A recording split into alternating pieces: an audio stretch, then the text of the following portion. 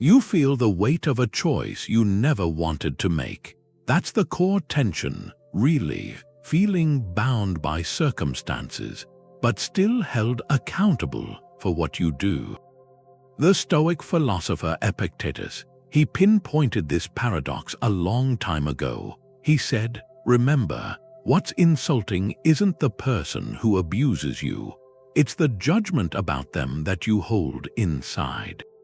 Your freedom is in that judgment, and your burden is there too. How can we be responsible for our character if the universe is just a web of predetermined fate?" This isn't an abstract puzzle, it's an ancient key, a key to a kind of modern serenity. There's a framework here, a practical one, for navigating life's pressures. It involves acceptance and integrity. We'll look at the Stoic tools that resolve this tension. Dichotomy of Control, the loving embrace of one's fate. They define the only thing that's ever truly good. So, where do you believe your own freedom actually begins? The Stoics had a very particular view of reality. They saw the cosmos as one living, intelligent being, a single, unified whole, and everything in it, the planets moving, the thoughts in your head, all of it was connected by one thread. They called that thread the logos, divine reason. It was the rational principle structuring everything, a web of cause and effect, beautiful and unbreakable. Nothing was an accident. Every event, large or small, was a necessary stitch in that tapestry. That Stoic fate, a providential determinism. Marcus Aurelius, the Roman emperor, he wrote about this. He reminded himself the universe is a living being, one substance, one soul. All things are interwoven, he said, and the bond is sacred. This wasn't about a punishing destiny. It was a belief in a rational order, like the reliable turn of the seasons or an acorn growing into an oak tree. They saw that same pattern in human history. In individual lives, they might look at the rise of Rome and see not chance, but the logical outcome of countless causes, all moving by this deeper reason. That view changes everything. If the cosmos is a rational, fated whole, then your life is part of that whole. Your birth, your circumstances, the challenges you face. They're all threads placed by the loom of fate, which raises the question, if my path is woven for me, what's left for my freedom? What am I responsible for? But before that, just look at your own story. Can you find one event, one meeting, one loss, one unexpected turn? Something that feels, in hindsight, like part of a larger pattern. Something that led you exactly where you needed to be, even if you couldn't see it then. That feeling, that intuition of a pattern, that's a glimpse of the Stoic world. Epictetus begins with that line, "Some things are up to us and some things are not." It's a simple statement. It draws a line. That's the dichotomy of control. On one side, everything that's not up to you, the weather, traffic, what other people do or think, your health, the stock market, whether you get a job offer. These are externals. They're the material the world hands you. You don't control them. On the other side is what is up to you, your faculty of choice. Your prohairesis, that's your capacity to judge the events you meet, to give or withhold your assent to the impressions that come to mind, to choose your intention, your effort, your character in response. Epictetus says what upsets people isn't things themselves, but their judgments about things. Death isn't terrible, or it would have seemed terrible to Socrates. The terror is in our judgment that death is terrible. Our freedom is in that space of judgment. So take losing your job, the event itself, the termination, the economic shift, that's not up to you. It's an external, a piece of fate's tapestry. What is up to you is your internal reaction, the story you tell yourself, the choice to feel defeated or to see a pivot. How you speak of former colleagues, the energy for your next endeavor, your character through the process, that's yours to command, that's your sphere. It's the only thing you can ever be truly praised or blamed for. Think of 3 things on your mind right now, things causing worry. Apply the dichotomy. For each one, ask, is this entirely within my power? Is it my judgment, my choice, my effort? Or is it an external result, dependent on other people, on chance, on physical laws? Place it on the correct side of the line. This categorization isn't about dismissing concerns. It's about clarifying where your power actually lies. And when you see that, something shifts. The weight of the world, the part not up to you, feels lighter because you stop trying to control the uncontrollable. And the weight of your own character, the part that is up to you, feels more significant, more sacred. That's where your freedom resides, a small, inviolable kingdom. And you are its sole ruler. Our freedom lives in a split-second reaction. It's in a space so small, most of us just pass right through it. The Stoics called that moment Assent. Synchatathesis, it's the gatekeeper. Here's how it works. An impression hits you first, a thought, a feeling. Your boss sends a terse email, that's the impression. And it comes with an initial judgment. This is bad, he's angry, my work is failing. That initial surge, that's not your choice. It's like a reflex, but then there's a pause. A sliver of time, and in that pause you have a power. You can give your assent to that first judgment, cement it as your belief, or you can withhold it. Question it, hold it at arm's length. Your freedom isn't in the impression, it's in your response. Seneca wrote about this. He said, let all your activity be directed to an object, keep your eyes on it. But first, we have to examine our impressions, test each one before we endorse it. Don't let the rapid onrush carry you away. Pause. That pause is your citadel. Think of feeling insulted, a stranger's comment. The impression is the immediate sting, the heat in your face. That's automatic, but assent is the internal voice that says, yes, that person's words define my worth. That voice, that agreement, is where you chain yourself or stay free. You can feel the sting, acknowledge it, and still withhold assent from the story that makes you less. You can say, this is one person's opinion, spoken from their own struggles. It's information about them, not a verdict on me. The impression remains, but your agreement to its power, you revoke that. Recall a recent impulsive reaction. Maybe you snapped at a loved one, or felt a wave of anxiety checking your phone. Trace it back. There was the trigger, the impression. Then there was that tiny gap, almost invisible. In that gap, before the words left your mouth or the worry tightened your chest, there was a choice, to buy the story the impression was selling or to question it. That's the arena, your moral responsibility, not for having the feeling but for what you did with it after. This is the Stoic shift. Your character isn't built by what happens to you. It's forged in these microseconds of assent, in your quiet, relentless choice to align your judgments with reason, again and again. And if that's where our true freedom lies, then what happens when we try to control things outside that inner space? The attempt itself becomes a source of our greatest suffering. The Stoics took a radical approach to responsibility. They narrowed it down to something very specific. For them, the goal of life wasn't success or comfort. It was virtue, and they defined that term with real clarity. Virtue is the excellence of human character. Wisdom, courage, justice, self-discipline, that's the only true good. Its opposite, vice, is the only true bad. Everything else, your health, your possessions, your relationships, these aren't good or bad in themselves. The Stoics called them preferred or dispreferred indifference. You can prefer to have health, of course, but having it or losing it doesn't make you a good or bad person. What matters is how you handle it. If you face illness, you handle it with courage. If you have abundance, you handle it with justice. If you lose it all, you handle it with wisdom. This changes the whole landscape. You're not responsible for securing wealth. Fate and circumstance have the final say on that. You are responsible for pursuing wealth with honesty. You're not responsible for avoiding illness. That's partly in the hands of nature. You are responsible for meeting illness with patience. The outcome belongs to the fated cosmos. Your virtuous intent belongs to you. That's the resolution. Fate controls the external result. You control the internal quality of your action. The philosopher Musonius Rufus put it plainly.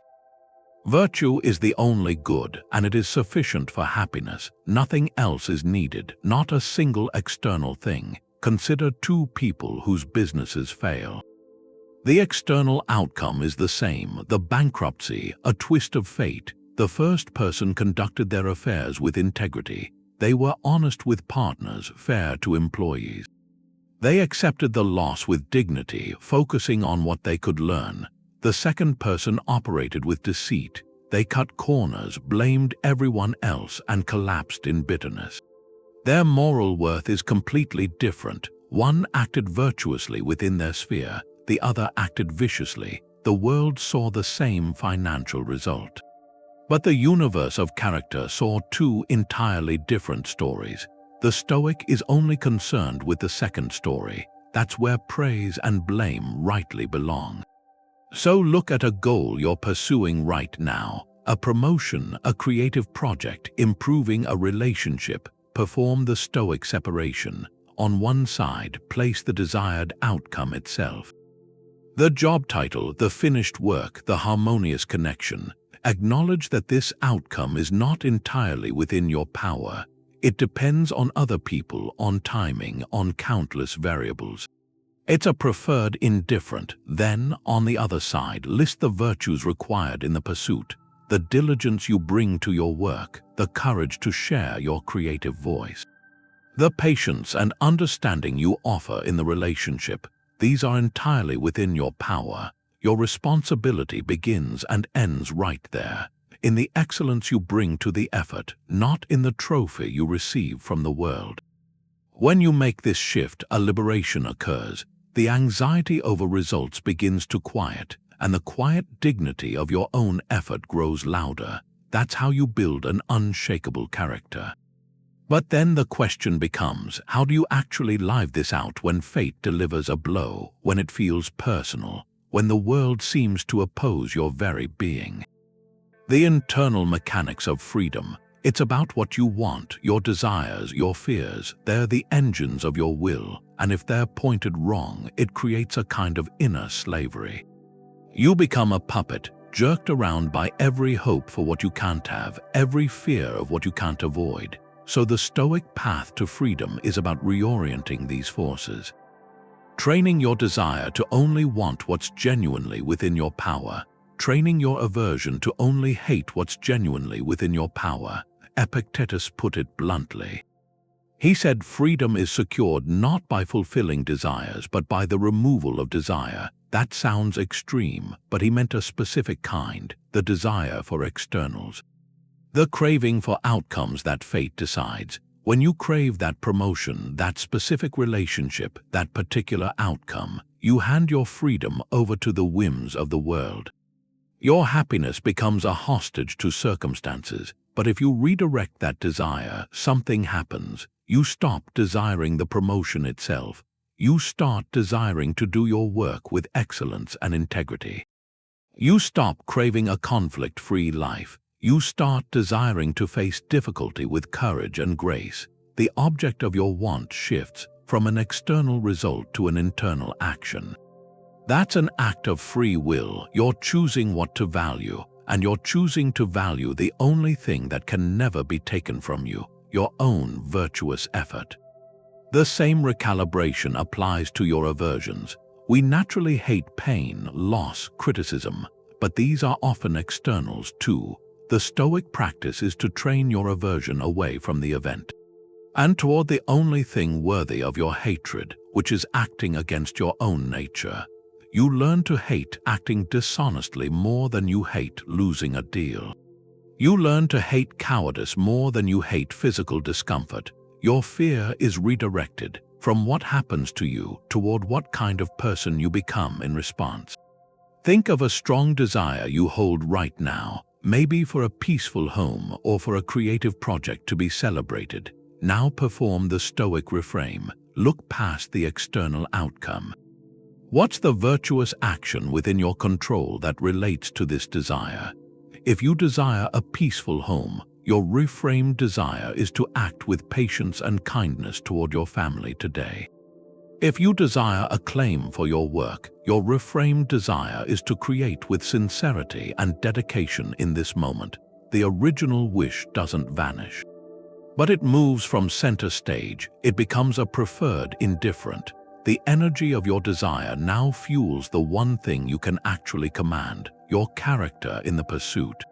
This is the daily work of moral responsibility. It's not passive acceptance. It's an active, relentless reorientation of your deepest wants and fears toward the only territory you rule. When you succeed, even partially, you feel it. The chains of circumstance seem to loosen, not because the world has changed, but because you are no longer tugging against them. Your will is finally aligned with your true sphere of power, and in that alignment you find a quiet, unshakable kind of liberty. That inner alignment leads to a final shift. A change in perspective. It's called Amor Fati, a love of fate. Nietzsche used the term later, but the idea is Stoic. It's an active embrace, a joyful embrace of the life fate has given you. It's not passive, not gritting your teeth. It's using your free will to say yes to the universe's plan, to see every obstacle, every piece of bad luck as the material your virtue needs. The material it needs to grow strong. Marcus Aurelius returned to this in his private writings. He wrote that a fire makes flame out of everything thrown into it. He told himself to welcome every event, not to tolerate it, to love it because it comes from the same source as you. It is connected, he said, from the roots of the universe. That's the reconciliation. Fate brings the circumstance. Your free will chooses to love it, to work with it, to find its purpose. Think of Seneca, exiled to Corsica. A rocky, barren place, an external event, a political twist outside his control. He could have been bitter, a slave to wanting a different reality. Instead, he practiced Amor Fati. He saw the exile not as punishment, but as an opportunity. It became a period of productivity, of depth. He wrote some of his most enduring works there. He used the solitude, the hardship, the very material fate provided to strengthen his character, his contribution. The circumstance was given, his loving acceptance of it, that was his free act. That's the practical magic. It transforms your relationship with difficulty. A job loss isn't just a disaster. It's raw material for cultivating resilience, for rediscovering your skills, for a new beginning. A personal conflict isn't just pain. It's the grit that polishes your patience, your understanding. Even an illness can become ground for practicing courage, gratitude for moments of peace. The event itself is neutral, part of fate's tapestry. Your loving embrace of it is where your virtue shines, so bring it down to your life right now. Look at one circumstance, something challenging, limiting, or unfair. A demanding workload, a strained relationship, a setback. Now try on the spirit of Amor Fati. Don't just accept it grudgingly. Ask, how could I love this? What strength does this ask me to develop? What hidden path might it be clearing? What part of my character is being invited to grow? That single question can turn a burden into a teacher. It completes the circle. Fate provides the lesson. Your free will chooses to love the teacher. Marcus Aurelius talked about this place inside himself. A kind of citadel. He said no outside event can actually reach your mind unless you let it in. It can't disturb you without your permission. That's the Stoic picture of freedom. An inner fortress. Storms are raging outside the walls, but inside there's quiet, there's sovereignty. Your judgments are in there, your values, your intentions. Those are the things you guard. The world can take your possessions, it can take your health, it can take your reputation, but it can't make you believe a loss is a catastrophe. It can't force you into cowardice or into deceit. That choice stays with you inside the walls. Your responsibility isn't to control the siege, it's to guard the gate.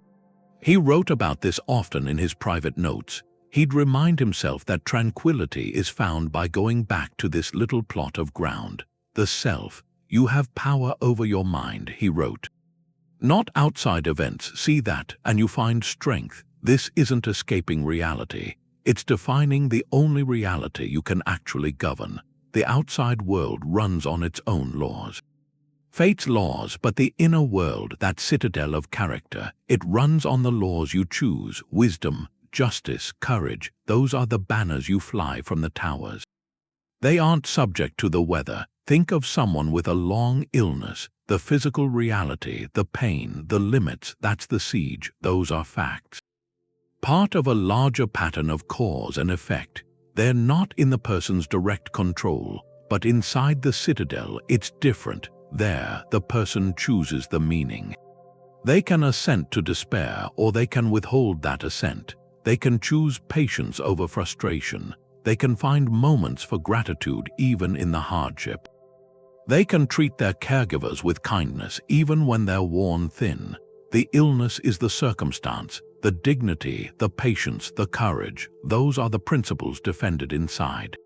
The outer world dictates the challenge. The inner citadel dictates the response. Or take unfair criticism at work. The words spoken, the opinions others hold, those are events outside the walls.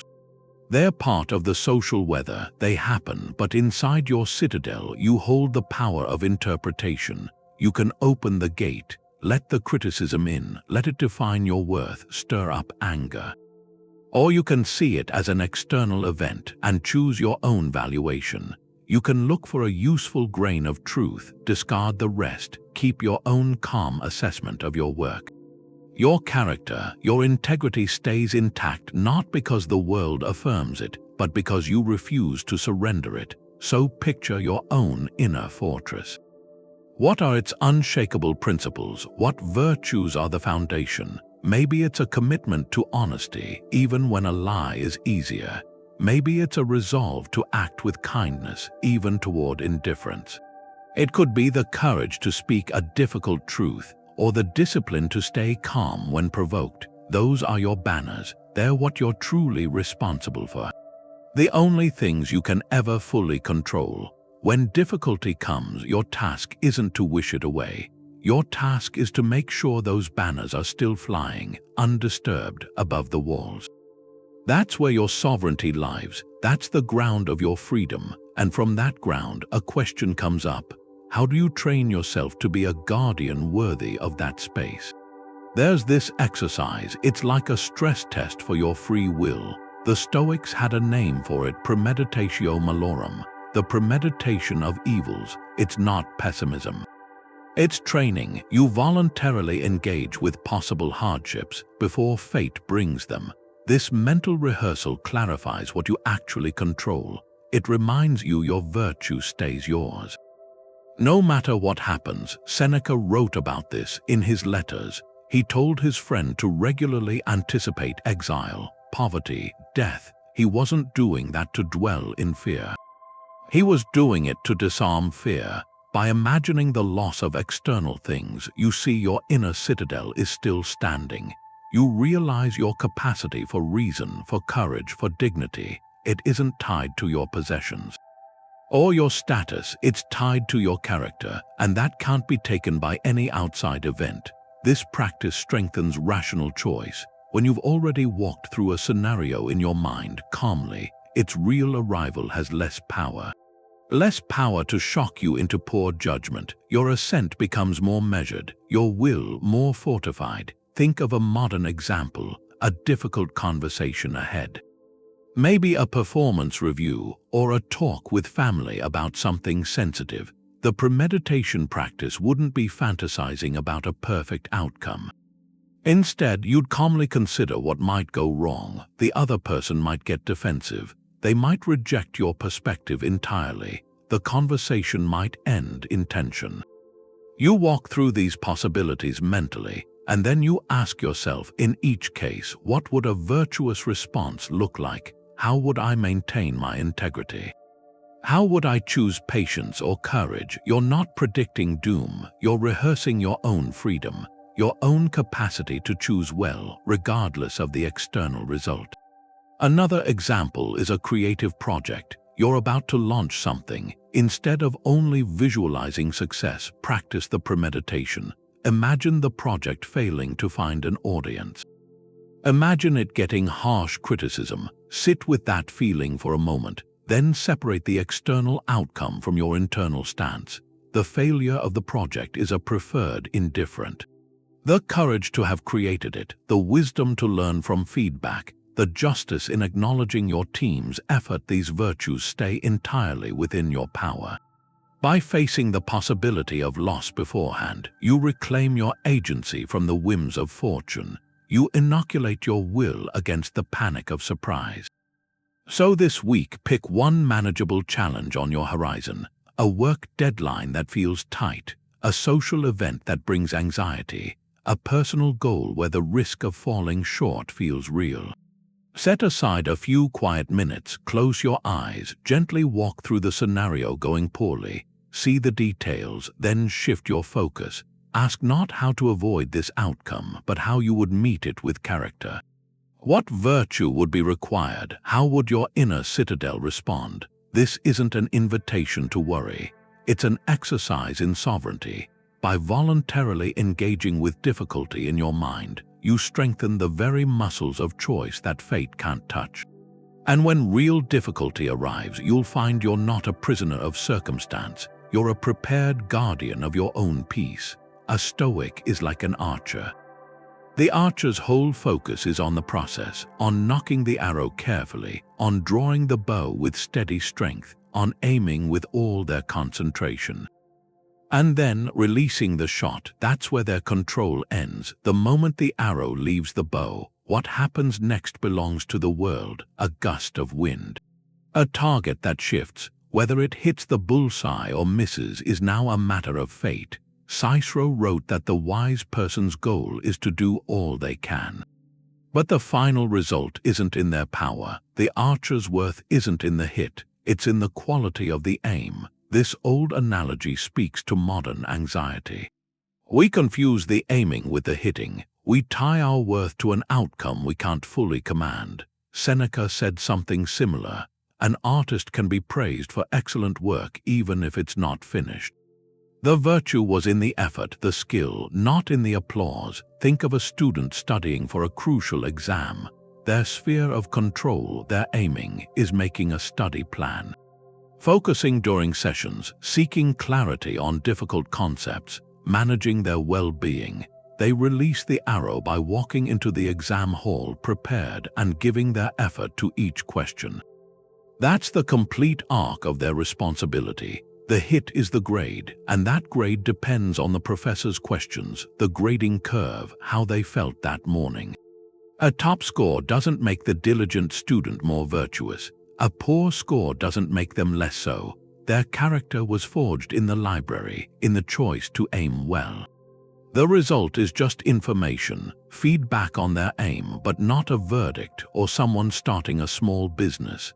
Their aim is their virtuous effort, developing a quality product with integrity. Treating people with fairness, managing resources wisely, they release the arrow by opening their doors. Whether the business thrives or fails involves 1,000 factors outside their bow. The economic climate, a competitor's move, shifting tastes. Success is a preferred indifferent, failure is a dispreferred one, but the entrepreneur's moral worth is secured the moment they chose to aim with virtue.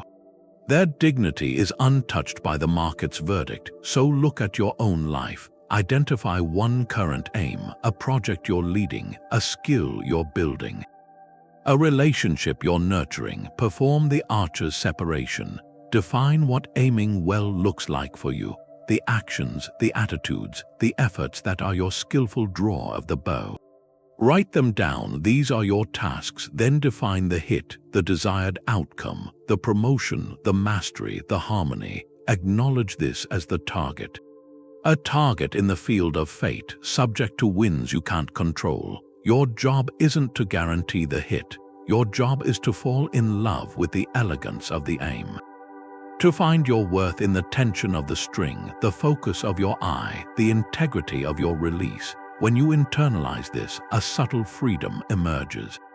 The pressure of results begins to lift, and the quiet work of aiming well becomes its own reward. Choices ripple through fate. The Stoics saw that your inner citadel isn't isolated. It's part of a larger city, a cosmopolis, a city of the world made up of all rational beings. You're fated to live with others, woven into the same tapestry. And that adds a layer to your responsibility. Your free will isn't just private, it's a social act. You can't control how others think, that's their sphere. But you are fated to interact with them. And in those interactions, you're responsible for bringing justice, for bringing benevolence, for acting as a good citizen of this universal community. Your reasoning faculty, your piece of the logos, is the same substance that animates everyone else. To act against another is to act against a part of the whole. Against yourself, Marcus Aurelius, the emperor, reminded himself of this duty. He wrote that what doesn't benefit the hive doesn't benefit the bee. He said his nature was rational and civic. My city and country, as Antoninus, is Rome. As a human being, it is the world. His responsibility was to work for the common benefit, not from obligation but from understanding. From seeing the threads that connect us all, so your free will has a dual purpose, to align your own judgments with reason, yes, and to direct your actions outward with fairness and kindness. Because the cosmic order isn't just physical, it's social. It thrives when its parts cooperate rationally. Think of a tense social situation, a disagreement at a family gathering. You can't control the other person's words. That's their fated expression in that moment. But your free will operates in your response. You can choose the just action. The benevolent action. You can listen fully before replying. You can choose words that de-escalate. You can withhold assent from the impression that you must win the argument. By doing so, you aren't just practicing self-control. You're contributing a thread of harmony to the larger social fabric. You're fulfilling your role as a citizen of the cosmopolis. Or consider a business decision, negotiating a contract. The external outcome, the final deal, is partly in the hands of fate, market conditions, the other party's choices. But your sphere is how you negotiate. You can choose to be deceptive, to hide unfavorable terms, to pressure unfairly, or you can choose justice, transparency. A desire for a fair agreement that benefits both sides. The Stoic asks which action aligns with the logos, which action treats the other party as a fellow rational being, part of the same universal community. Choosing fairness isn't naive, it's an assertion of your own rationality, a vote for the kind of world you believe in. So before your next significant choice, pause. Ask a two-part question. First, what does my virtue require of me here? Does this call for courage, for temperance, for wisdom? That's your personal responsibility. And second, how does this choice serve the common good? How does it treat the other rational beings involved? Does it add a thread of cooperation or of discord to the universal web?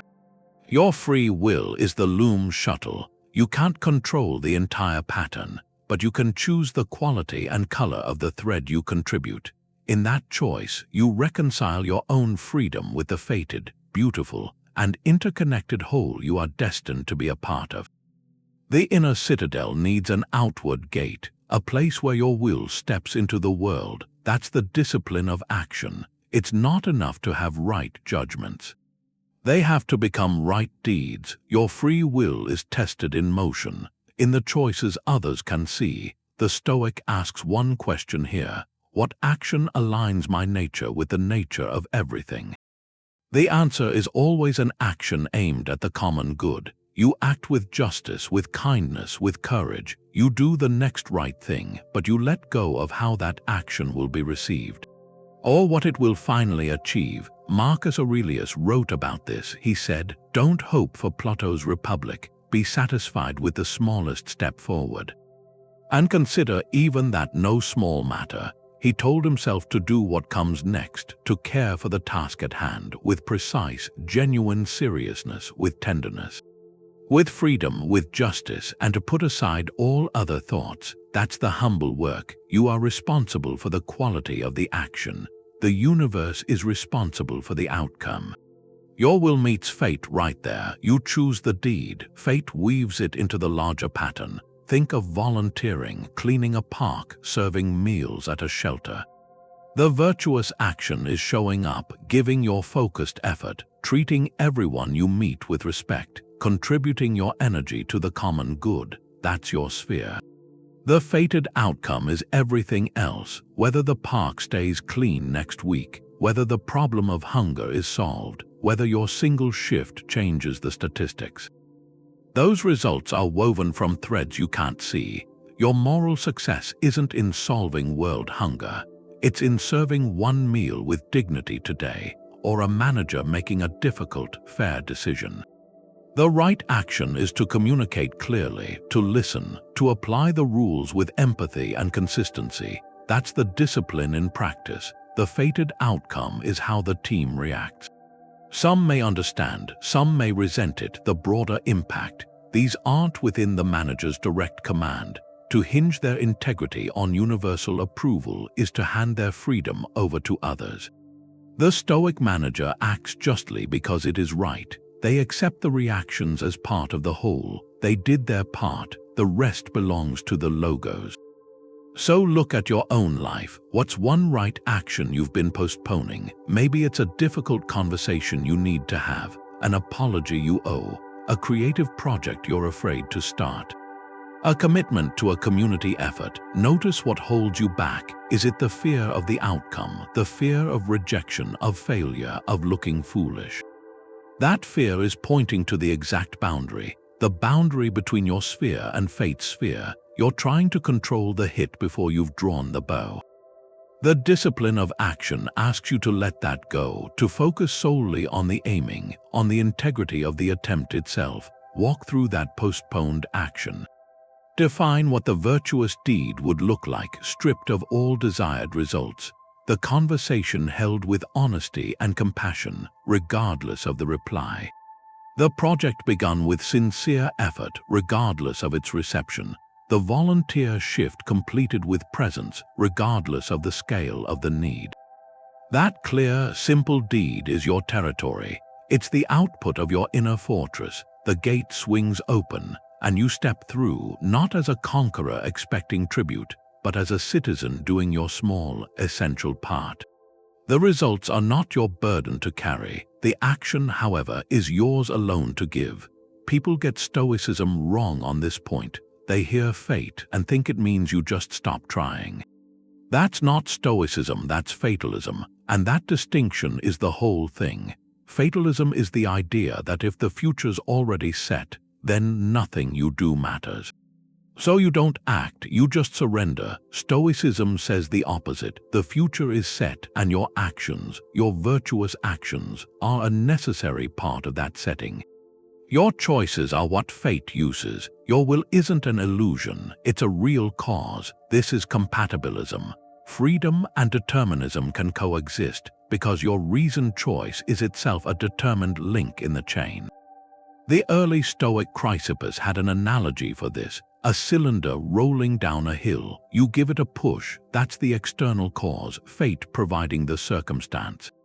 But how it rolls, the specific path it takes, that comes from its own internal shape, its cylinder nature. Your character is that shape. Fate gives the push, the situation.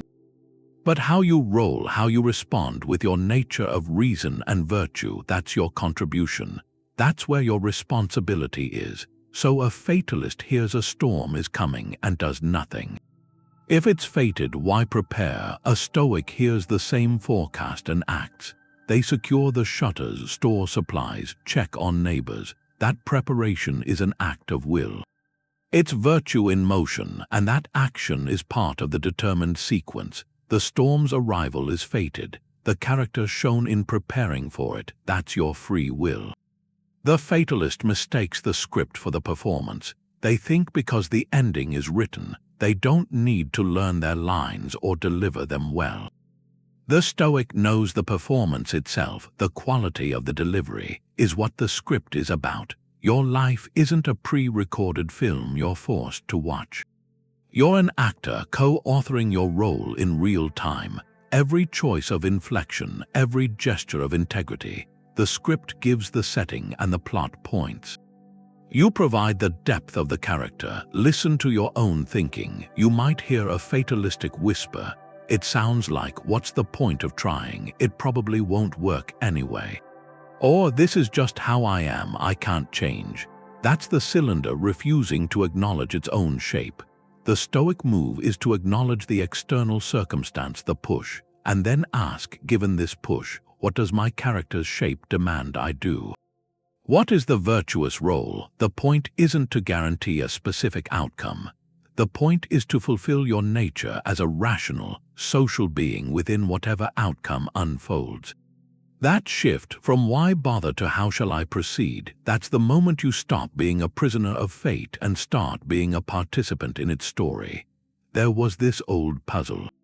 The lazy argument, it was a logical trap. It went like this. If you're fated to recover from an illness, you'll recover whether you call a doctor or not.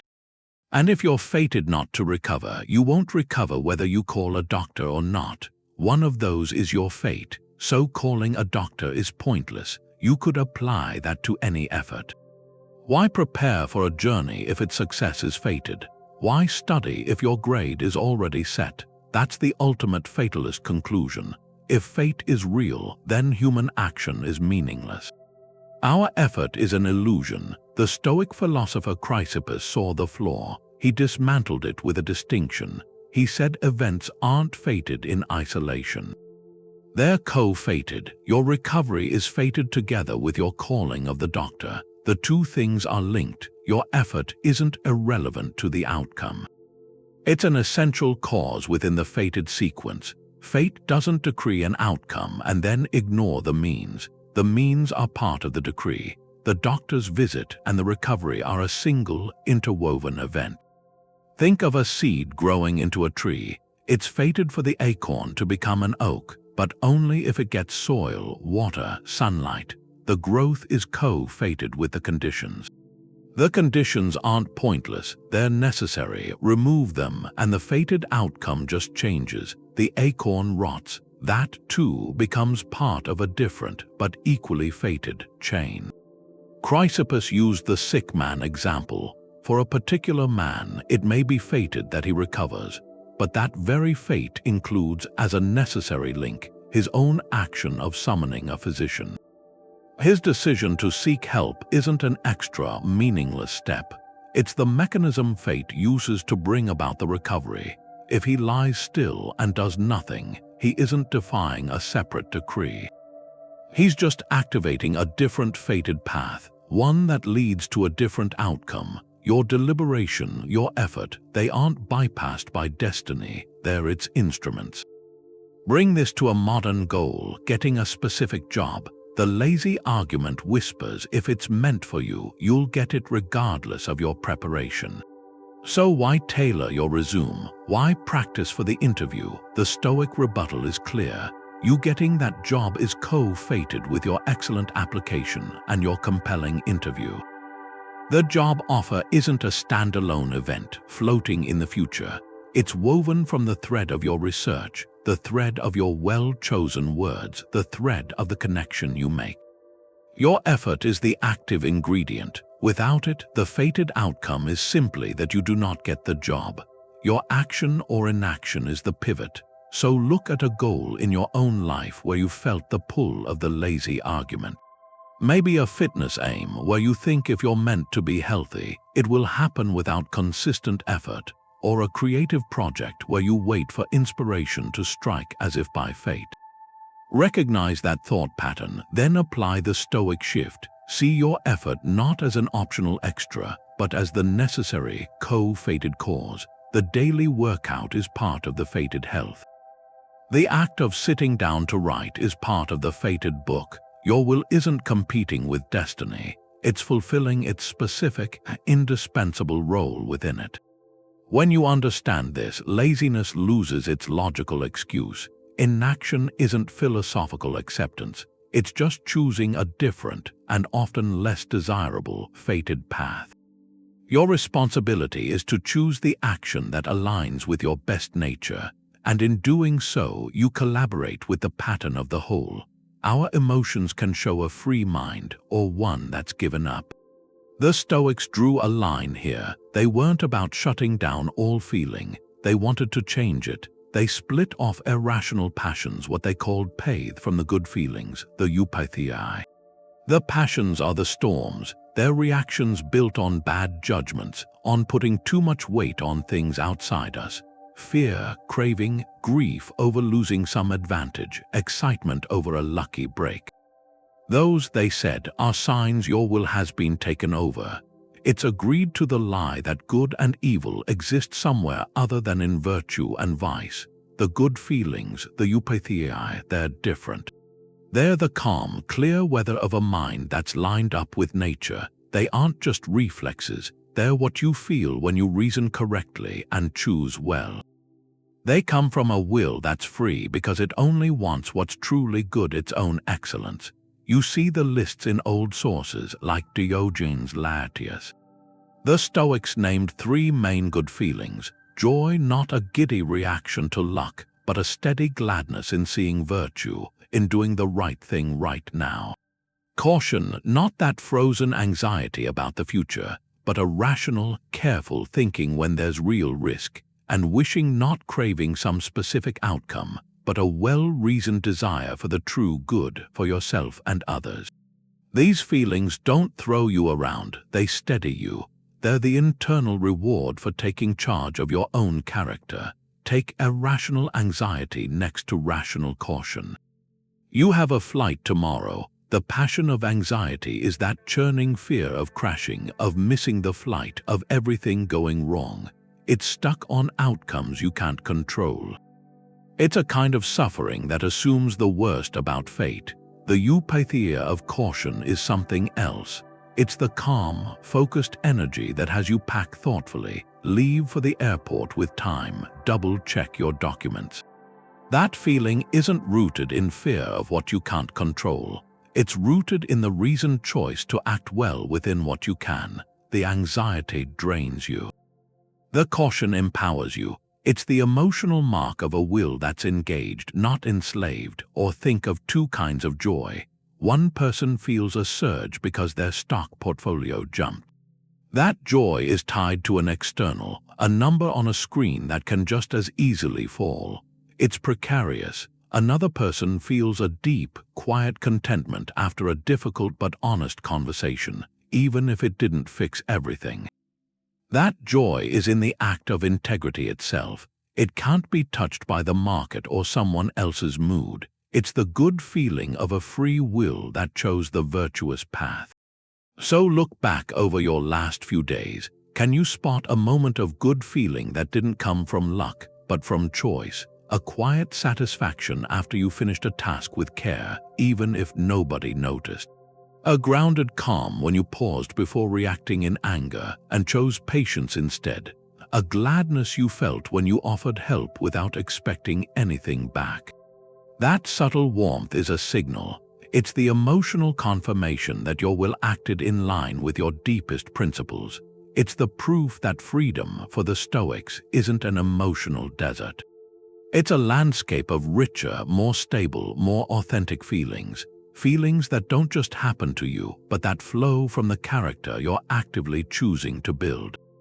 The feeling of free will, it's not a place you arrive at. It's more like a marker along the road. Stoicism has a word for the person walking that road, the Prokopton.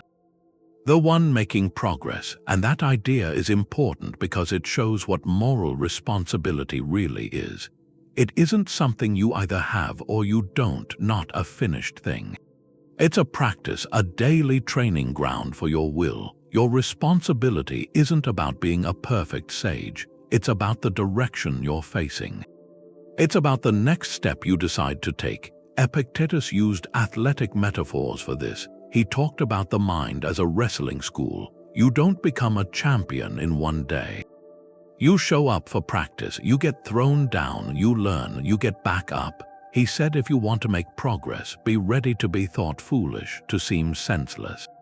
Why? Because the training means letting go of old judgments you never questioned.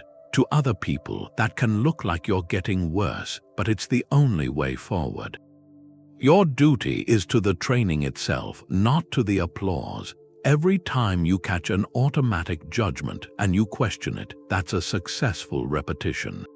That's progress. Seneca framed it as a nightly review. In his letters, he wrote about examining your day. What bad habit did you fight today? Which fault did you resist? In what part are you better? He wasn't looking for a perfect record. He was looking for the effort, for the awareness. Just asking the question means you're in the arena, trying. Your responsibility is to conduct the review honestly, not to have a perfect score. Think about a common moment. You're in a long line, you're running late, and you feel that surge of impatience. Your body tenses, a sharp comment is right there, almost spoken, but this time you catch it. You recognize the impression. This delay is an obstacle to what I want. You remember the dichotomy. The line is an external, your patience is your own. You take a breath, you let the comment go unsaid. You might still feel frustrated, but you didn't add anger to the world. That recognition, that breath, that withheld comment, that's moral progress. It's a concrete step.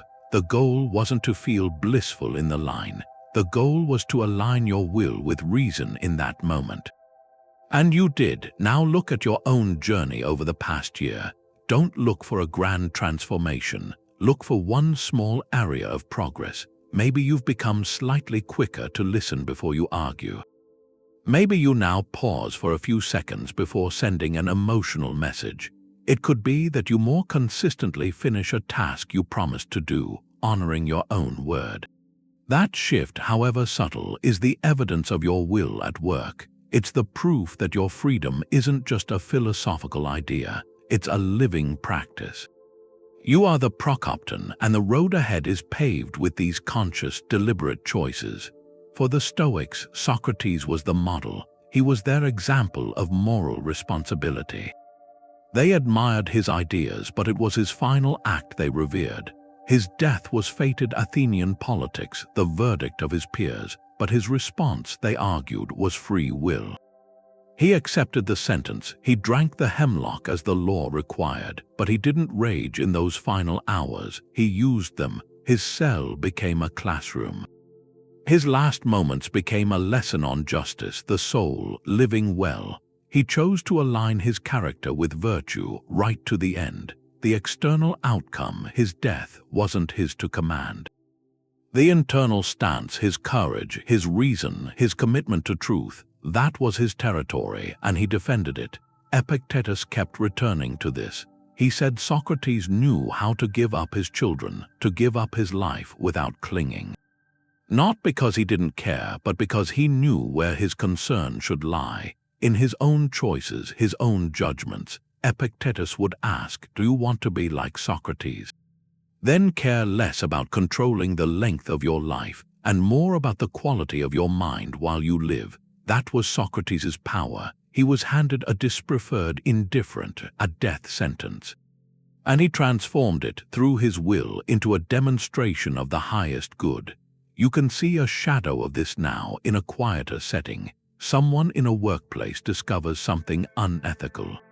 Maybe a subtle data manipulation, a policy that unfairly disadvantages people. Speaking up carries a risk, social friction, a stalled promotion, losing the position. The fated circumstance is the existing culture, the potential backlash, things outside their control. Their free will is in the choice to speak or stay silent. To act with justice and courage or from fear and complicity. Choosing to speak is the Socratic move. It's accepting the potential cost, a modern hemlock, while insisting on the integrity of your own character. The outcome of the protest isn't guaranteed, but the virtue in the protest is immediate. It's complete. So look at your own life, not at life and death, but at daily integrity. What's a principle you'd defend, even if it became inconvenient? honesty when a small lie would smooth things over, kindness toward someone others are excluding. The commitment to do your work well, even when no one is watching and shortcuts are tempting. These are your personal hemlock moments. The potential cost is social discomfort, extra effort, a missed advantage. The choice to drink that cup, to accept the minor consequence to keep your inner citadel intact, that's where you exercise the same freedom Socrates showed. It's how you write your character into the fated story of your day. The ancient Stoic answer is still here. Modern philosophy calls it compatibilism now. It's the same puzzle, the same effort to solve it. How can you be free if the world is determined? The modern version doesn't talk about logos or cosmic fate. It talks about physical laws, neural pathways, but the core idea is very similar. Freedom isn't about being an uncaused cause. It's not a ghost in the machine. It's about acting from your own character, your own reasons, your own deepest values, even if those things were shaped by prior causes. That's the Stoic position refined. It shows their struggle wasn't primitive, it was sophisticated. They saw the shape of a problem we're still mapping. A modern compatibilist says what matters for responsibility isn't whether your desires were determined. It's whether they're truly yours, whether you can act on them without someone forcing you. A robot programmed to want something isn't free, but a person. Their wants come from their own reasoned convictions. From a lifetime of experiences woven into a coherent self, that person is acting freely, even if every step that built that self followed physics. Your character is like the shape of a cylinder rolling down a determined hill. The freedom is in the rolling, in being true to that shape. You see this in discussions about the brain. Neuroscience shows more and more how our thoughts correlate with physical processes. Some people hear that and feel their freedom shrinking. They think if my choice is just neurons firing, then the I that chooses is an illusion. The compatibilist following the Stoic lead offers a different view. Those neurons are you. Your reasons are the activity of your mind. Acting from those reasons is what freedom looks like in a physical universe. It doesn't erase responsibility. It grounds it in the actual, tangible person you are. Legal systems get this intuitively. We don't hold someone responsible if they were coerced by a threat, or if a severe mental illness prevented them from understanding their actions. In those cases, the action didn't flow from the person's own reasoned character. It was a hijacking, but when an action does flow from a person's settled intentions and values, we hold them accountable. The law, in its rough way, is asking the Stoic question. Was this act an expression of the individual's own governing center? So consider your own sense of self. Does viewing your character as caused by genetics, upbringing, culture, past choices, does that make you feel less responsible? Or does it, in a strange way, make your responsibility more clear? It means your character isn't a random accident. It's a living project, built by countless causes. And now, in this moment, you are the latest cause. You hold the reins for the project's next step. You're the one who can examine those ingrained impulses. Question them, choose which to strengthen and which to let fade. That isn't a reduction of freedom. It's its precise location. To be free is not to escape causality. It's to become its most conscious participant. Fate might be your curriculum. These classes you didn't sign up for, they teach you what you need to know. That's the Stoic shift. Fate isn't a prison warden. It's more like a headmaster of a vast school, sometimes harsh but always with purpose. And the whole syllabus is built around one subject, building your character. Without the difficult events fate delivers, the losses, the delays, the opposition, the virtues we talk about would just be words. Just words in a book. You can't develop courage in a world without risk. You can't practice justice without unfairness. You can't learn temperance if you're never tempted. So your moral responsibility is to show up for class, to engage with the material fate hands you, to learn the lesson it contains. Marcus Aurelius wrote to this point.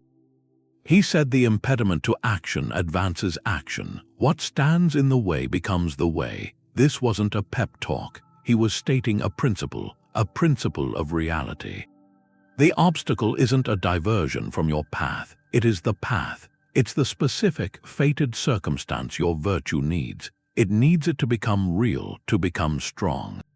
When you meet that obstacle with acceptance, with the intent to act well within it, you aren't being passive. You're being an astute student. You're using the curriculum.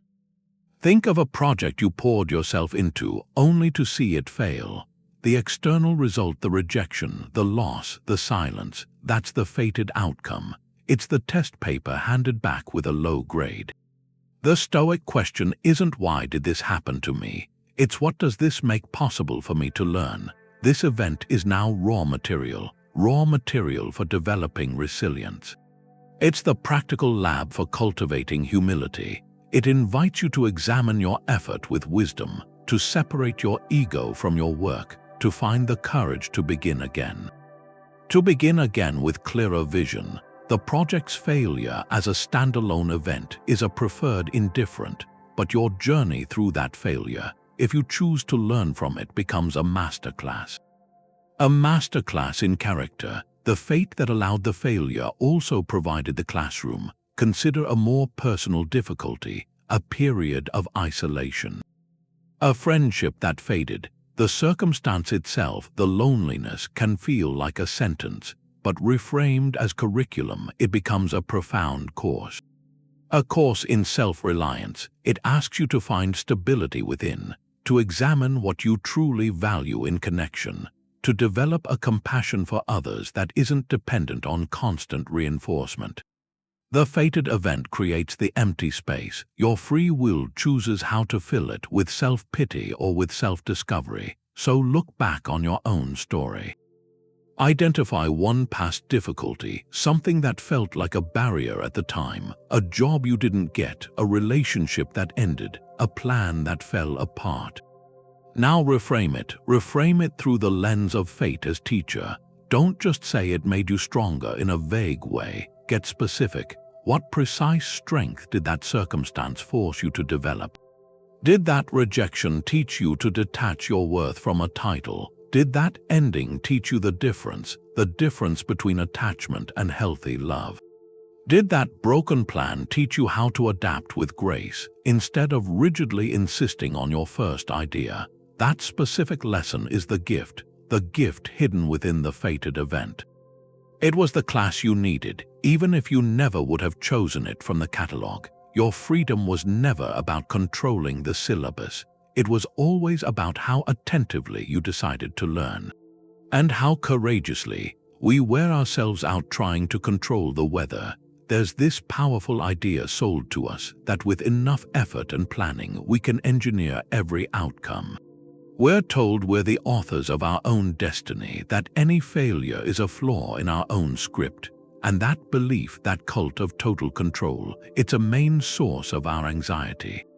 We feel responsible not just for what we do, but for every result, every reaction, every twist of fate that doesn't match our blueprint.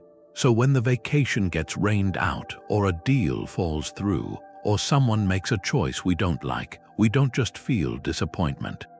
We feel a personal failure of control. We blame ourselves for not planning better, not influencing more, not seeing what couldn't be seen. Stoicism offers a correction here. It doesn't take away your power, it just defines its real borders. It frees you from trying to do the impossible. Seneca saw this clearly. He said we suffer more in imagination than in reality, and so much of that suffering comes from trying to command what can't be commanded. He said we're like sailors. We can manage our ship skillfully, but we can't command the sea. The sailor's job is to steer wisely, to reef the sails before the storm, to navigate with all their skill. But to rage against the wind itself, to demand the waves lie flat, that's madness. It just leads to exhaustion and despair. The Stoic split, the dichotomy of control, is learning that difference. Between the ship and the sea, between your hands on the wheel and the vast ocean you sail on, take planning a vacation. The modern way, driven by that illusion of total control, it gets obsessive.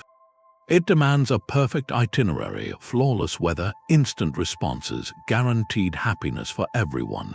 Any deviation, a delayed flight, a rainy day, a closed museum, it feels like a personal defeat. It ruins the whole thing because the whole plan was built on controlling the uncontrollable. The Stoic way is different. You still plan, you research, you book, you pack thoughtfully. That's your sphere, the skillful preparation of your ship, but then you release the outcome to the sea. You accept the weather is external, that airline logistics are complex, that other people have their own moods.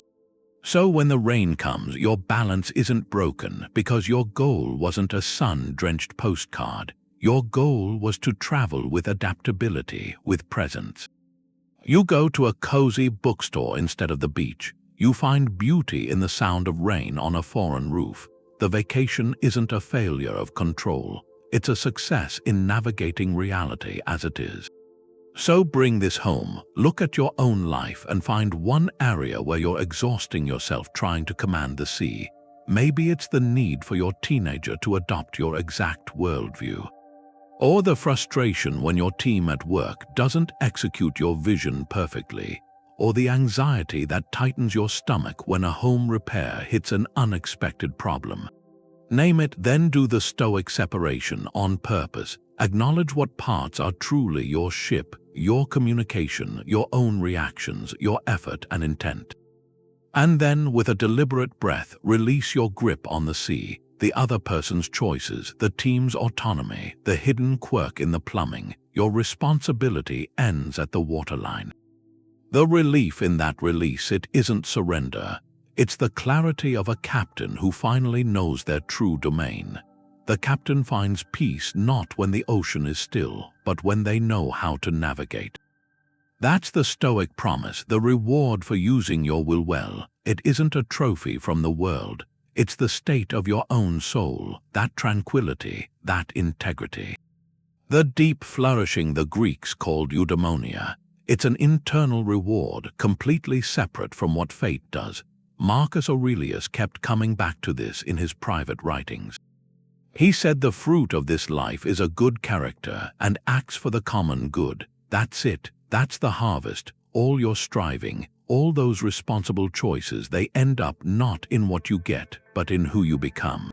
And that outcome is entirely within your power to secure. It can't be taken by a market crash or criticism or plain bad luck. Your virtue is its own reward, and that reward is happiness itself. Think about two people working on the same project. The first is the anxious striver. Their gaze is fixed on the external prize, the promotion, the praise, the visible success. Every setback feels like a personal indictment. Their mood swings with each piece of feedback. Their sense of worth is mortgaged to an outcome they can't fully control. They're using their will, but it's chained to a result outside themselves. Then there's the second, the calm contributor, just as dedicated, just as skilled. But their focus is on the quality of the work itself, on solving problems with creativity, on collaborating with fairness, on doing the task with intrinsic care. The external result matters, but it doesn't define them. Their reward is in the flow of the effort, the integrity of the process. They feel a steady satisfaction that no failed launch or negative review can erase. The first person's happiness is perpetually at risk, held hostage by fortune.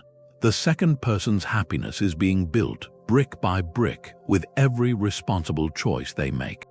Which freedom would you rather have? Seneca put it in the clearest terms. He wrote, "What is the happy life? It's peace of mind and lasting tranquility." This will be yours if you possess greatness of soul. It will be yours if you possess the steadfastness that resolutely clings to a good judgment just reached. He's describing the direct payoff. You make a good judgment. You choose patience over anger, honesty over deceit, courage over comfort. You cling to it. And the immediate reward is a piece of that peace. That's the transaction. Your responsible act purchases a fraction of unshakable calm, so look back on your own path. Can you recall a moment, however small, when you chose the right thing over the easy thing, when you told a difficult truth or walked away from a petty argument or helped someone without any chance of recognition? In that moment, you likely didn't get a parade. You might have even faced a short-term cost, but do you remember the feeling that followed, that quiet solidity inside? The absence of regret, the sense of being aligned with your own deepest standards, that feeling is the Stoic reward. It's the tranquility of a will that acted in accordance with its own nature. It's the proof that the most reliable form of happiness isn't something you find out in the world. It's something you build and instantly receive within the walls of your own character. The sage is the North Star. It's not a place you get to. It's an ideal in Stoic thought, this figure of ultimate harmony, someone whose inner will is just a perfect echo of the cosmic will. For the sage, there's no gap. What they want and what fate provides are the same thing. They've trained their desire so completely that it only desires the unfolding of the universe itself. In that state, free will and fate aren't in tension. They're two words for the same process, a beautiful, rational process. The sage freely chooses the exact reality the logos presents. They choose it with full understanding, with joy. That's the end point of moral progress, where responsibility isn't a burden. It's just a natural expression of your true nature. Diogenes Laertius, writing about the Stoics, described the sage as free from vanity, self-sufficient, unmoved by passion, not unfeeling but feeling the right things. The good feelings that come from virtue. Seneca wrote in On the Happy Life that a happy life is a life in harmony with its own nature, and that can only be achieved through perfect reason. The sage is the embodiment of that perfect reason, a mind so aligned with the cosmos that every choice is both an act of free will and a fulfillment of fate. That might sound impossibly lofty, like a state reserved for myth, but its power isn't in its attainability. Its power is as a compass. You don't need to reach the North Star to navigate by it. The ideal of the sage gives direction to our daily efforts. It asks us in every choice which path moves us closer to that harmony, which choice aligns our small, human will a little more with the larger pattern we're part of. Take a practical, modern scenario. You're passed over for a leadership role you deeply wanted. The initial impression is rejection, unfairness. The person who is far from the sage rages against this fate. They see it as a violation of their will, a block to their desire. Their inner world wars with the external event. Now picture the sage, or someone moving toward that ideal. They'd feel the initial sting, the natural human disappointment, but their trained judgment would intervene. They'd see the event not as a block, but as the universe's current arrangement. They'd ask, what does this new situation make possible? Maybe it frees them for a different project, one that better uses their skills. Maybe it reveals a needed area for growth. And then they'd freely choose to embrace this new path, to invest their energy in the opportunities it presents. Their will, instead of clashing with fate, bends to meet it. And in that bending finds its strength. So bring this compass to your own life. Look at a situation where your will feels at odds with circumstances. A plan that keeps getting delayed, a relationship dynamic that frustrates you, a goal that seems out of reach. Instead of focusing on the friction, ask the sage's question. What would one step toward harmony look like here? It wouldn't be magically making the delay disappear. It would be choosing to use the unexpected time with patience and purpose. It wouldn't be forcing the other person to change. It would be adjusting your own expectations and reactions to create more peace. It wouldn't be obsessing over the distant goal. It would be fully committing to the quality of the very next action you can take. That single step is a movement away from internal conflict toward a quieter, more resilient alignment. The sage reminds us that our highest freedom isn't found in commanding the story. It's found in loving our role within it so completely that every line feels like our own. When a challenge comes, you pause, you draw a line, you figure out what's yours and what isn't. Your judgment is yours, your intention, your effort, that's your ship. The outcome, the reactions, the final result, that's the sea, that's the first clarity. It stops you from fighting the weather. Then you choose the action inside your sphere. You ask what your character needs here. Does this need courage or patience or honesty? Your freedom is in that choice, not in wanting a different situation, but in finding the right response to the one you're in. That's where you aim your arrow, then you release the outcome. You love the fate that comes, not because you wanted this exact thing, but because you trust the pattern. You did your part, the rest is just material for the next lesson. This isn't giving up, it's releasing the arrow, knowing your worth was in the aiming. Take feedback, harsh, unexpected feedback on something you care about. Your heart sinks, that's the impression, so you draw the line, what's not up to you. Their opinion, their tone, the fact they said it that way, that's the social weather. What is up to you, your judgment about what they said, your decision to listen or to defend. Your choice to look for something useful or to dismiss it, your emotional regulation, your next action, that's your ship. Then you choose the virtuous action. Wisdom says listen first, courage says sit with the discomfort, justice says consider their view fairly, even if the delivery was poor. Your action could be to say, thank you for this, I need to reflect. That statement is entirely within your power. Then you accept the outcome with love of fate. The conversation might end awkwardly, the relationship might be strained. That's the new landscape. Embrace it as the ground where you now practice patience, or clearer communication, or resilience. The feedback becomes a gift, not because it feels good, but because it's the precise material your character can use to grow. This three-step move of distinguish, choose, accept, it's a loop. You can run it in seconds for a small irritation, or over days for a big life shift. It turns the idea into a reflex.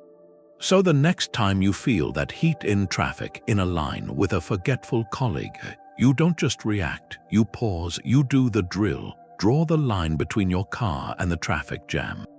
Choose patience over rage, then accept the delay as a few minutes given to you for a breath, for a thought, for a moment of peace you didn't schedule.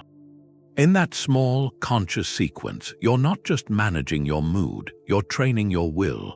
You're practicing in real time the serene responsibility of a free person inside a fated world. If we're told to accept fate, does that mean we just accept injustice? If we're supposed to love the world as it is, how do we change it? It's a real question. The Stoic answer isn't to do nothing, it's to act, but it's a specific kind of action. There's this discipline of action. You work to improve things because it's the right thing to do. Justice is a virtue. To see something wrong and not act when you could, that's a failure of courage, a failure of your duty as part of the world. The shift is in where you put the value. You act for justice because it's right, because it aligns you with a rational social order. You don't act because you're guaranteed to win. The final result, whether a law passes, whether things change, that's tied to a million other wills and circumstances. It's not solely in your power, but the effort itself, the choice to stand for what's fair, that is in your command. And that effort is a moral necessity. Look at the Stoics themselves. Seneca wasn't a hermit, he was a senator, an advisor to an emperor, right in the middle of Roman politics, which was messy and often corrupt. He used his position, he argued for mercy, for better governance, even while navigating a dangerous court. His writings criticize society. They call out luxury, cruelty, how people were mistreated. He accepted the reality of his political world, but his will was bent toward improving it within his sphere. His responsibility was to act with virtue where he was, not to remake the empire alone. This idea goes through history. Many of the American founding fathers were influenced by Stoicism. They read Seneca, they read Marcus Aurelius. They embraced this idea of virtuous action for a common good. They accepted the huge risk of rebellion, the potential for ruin, not because victory was certain, but because the cause of justice demanded the effort. Their freedom was in the choice to commit. The final victory was something they worked for, but they didn't let it define their moral worth. Think of a modern activist working on environmental protection. The circumstances are fated: political resistance, corporate power, complex global systems. These are vast like an ocean. The activist sphere is their own action. The research they do with integrity, the community they organize with respect, the testimony they give with courage. They can't control the final legislative outcome. That result is woven from countless threads, but they can control the quality of their own contribution. To not act because the problem seems too large would be to abandon their virtue. To act only if victory is assured misunderstands where true responsibility lies. The Stoic activist finds resilience not in the certainty of change, but in the certainty of their own commitment to the work. So take an issue you care about. It could be local, like advocating for a safer crosswalk in your neighborhood, or global, like supporting ethical practices. Identify it. Now do the Stoic separation. First, acknowledge what's not in your power: the entrenched systems, other people's opinions, the final policy decision. These are the external results, the C. Then, define the virtuous actions that are within your power: educating yourself thoroughly, speaking to a neighbor with kindness about the concern, writing a clear, respectful letter to a representative, volunteering an hour, donating to a cause with discernment. These actions are your ship. Your moral obligation is to steer it well. The impact of your single letter may feel small in the vast ocean of the issue, but its virtue is immense within your character. It's a thread of justice you choose to add. The question isn't whether you can solve the problem. The question is whether you will fulfill your nature by acting with integrity upon it. The tension between control and responsibility is strongest with the people we love. A stranger's rudeness, you can walk away, but with a partner, a parent, a close friend, the stakes are your heart. You want them to be happy. You want them to make certain choices, to see things the way you do. And when they don't, it hurts because you care so much. This is where Stoic responsibility becomes a daily practice. You are completely responsible for your own character in the relationship, for your trustworthiness, your kindness, your fairness, and at the same time you have to release that desperate demand of your will to control their character, their choices, their path. The dichotomy of control here isn't a cold tool. It's the foundation of responsible love. Seneca wrote about this in his letters on friendship. He said one of the main duties is to give good advice to a friend, but not to the point of annoyance. And then you have to stop, he added, or you turn your goodwill into a nuisance. He understood the boundary. Your duty is to offer your best judgment, your support, your virtuous action. Their duty is to receive it as they will. To try to force your wisdom on them is to overstep. It turns care into control. Epictetus was more direct. He said, when you see someone weeping in grief, be careful not to be carried away by the impression that their situation is genuinely bad. Be ready to sympathize, to offer comfort, but don't also inwardly believe they've been undone. Your responsibility is to be compassionate, not to adopt their judgment of events as your own. You hold the line of your own reasoned perspective, even as you extend a hand. Think about supporting a friend through a hard time, a deep sadness, a major loss. Your sphere of control is clear. You can choose to be present, to listen without immediately trying to fix, to cook a meal, to send a thoughtful message, to offer your time and quiet company. Those are actions of virtue, kindness, loyalty. They're entirely up to you. Their sphere, though, is everything else. Their emotional process, their timeline for healing, the decisions they make, whether they follow your advice or not, to tie your peace or your sense of being a good friend to their specific recovery is to hand your freedom over to an outcome you can't command. You can row the boat of your support steadily alongside them, but you can't command the currents of their inner world.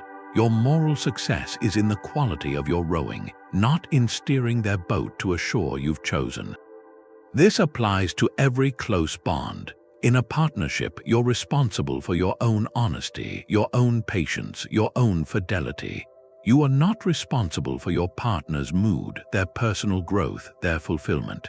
You can create conditions for harmony, but you can't manufacture their happiness. That's their inner work, demanding a specific reaction, gratitude, affection, a change in behavior. That's a recipe for resentment. It's trying to manage the sea from your ship. The Stoic approach is to tend to your own vessel with such integrity that it becomes a safe place to dock, without demanding the other ship never sails into stormy weather.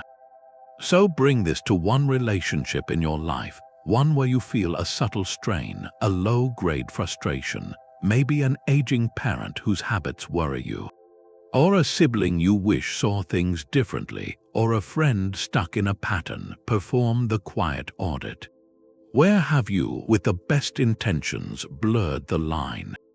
Where are you holding yourself responsible for their choices and feeling either guilty or resentful because of it?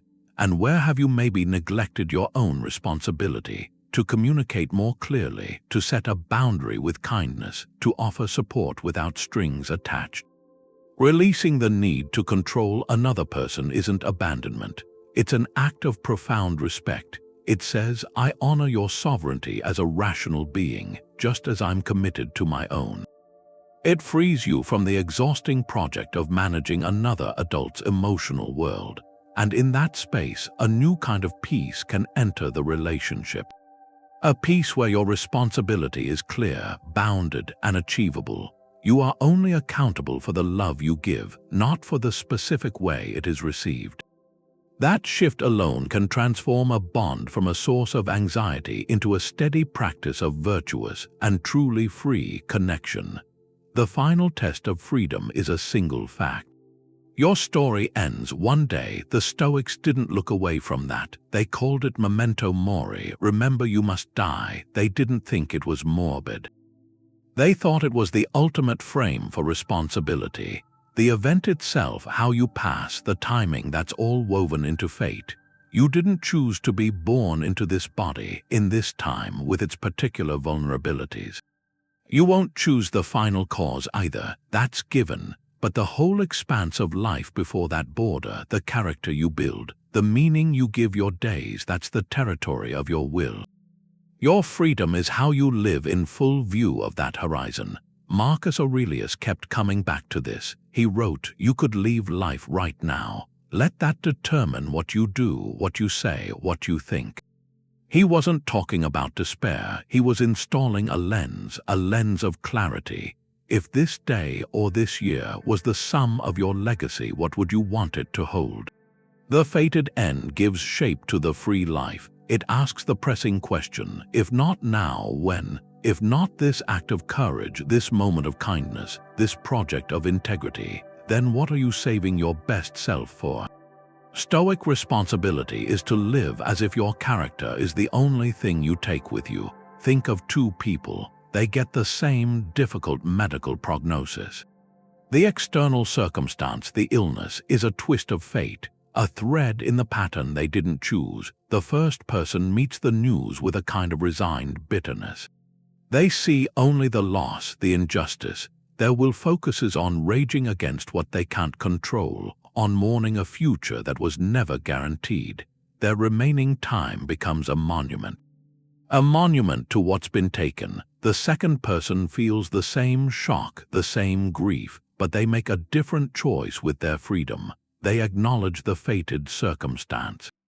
And then they ask, what's within my power now? Their will turns toward the virtues that are available. Courage to face treatments with dignity. Justice to mend relationships, to express gratitude. Wisdom to strip away the trivial things, to prioritize what truly matters. Love to offer comfort to the people who will grieve. They use the awareness of the end to give fierce, intentional meaning to the time that's left.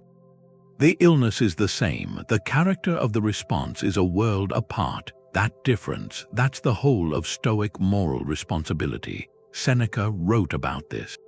He said, "We are dying every day. Each hour is a step toward our end. So the wise person," he argued, "doesn't postpone living. They arrange their life as if it were a complete journey. Regardless of its length, to live is to be responsible for the quality of that journey, not its distance. The finish line is set. The grace and grit of your run, that's yours to determine.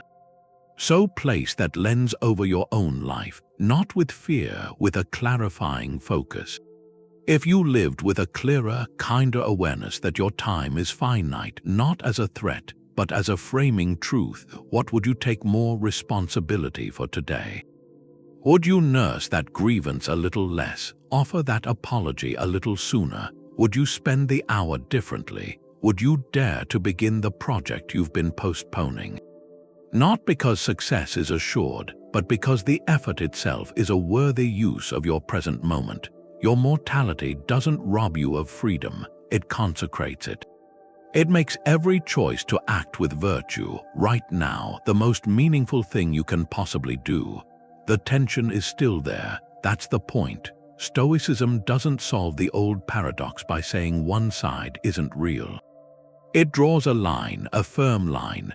On one side is fate, the whole cosmos, external events, the circumstances you encounter, the results you can't command. On the other side is your free will. Your judgments, your intentions, your choice of character in response. The answer isn't one side winning. It's a partnership. Fate gives you the raw material of your life. Your freedom is what sculpts that material into a person of virtue. You're the artist, not the clay. We've gone through the tools that make this real. The dichotomy of control, that first act of clarity, it teaches you to separate your ship from the sea. Amor Fati, the love of fate. It changes you from a resentful passenger into a grateful navigator. Embracing the very winds you can't control, and the central idea that virtue is the only true good. It anchors your worth, not in what you get, but in who you become through your effort. These aren't just ideas, they're instruments for living a life of serene responsibility. Epictetus had a final image. He said, "Remember, you're an actor in a play. The playwright decides your character. If he wants you to play a poor person, a lame person, a ruler, or a private citizen, your job is to act it well. That's your business, to play the assigned part well, but choosing the part that belongs to someone else. Your part is your fated circumstance, your time, your body, your relationships, your challenges. You didn't write the script, but how you play that part with dignity, with courage, with justice, that's your free will. That's your business. To see life this way isn't a constraint. It's the ultimate liberation. It frees you from the exhausting burden of trying to control the whole production. It frees you from false responsibility for every plot twist, every line from another actor. Your only task, your only real responsibility, is to play your own role with excellence. So as this ends, bring it home. Look at one challenge in your story right now. A worry, a friction, an uncertain hope. Apply the framework, separate the event from your judgment. Define the virtuous action within your power. Then choose to love the unfolding story. Not for the specific outcome, but for the strength and clarity it asks you to bring. How will you play this part well? This understanding is a start, not an end.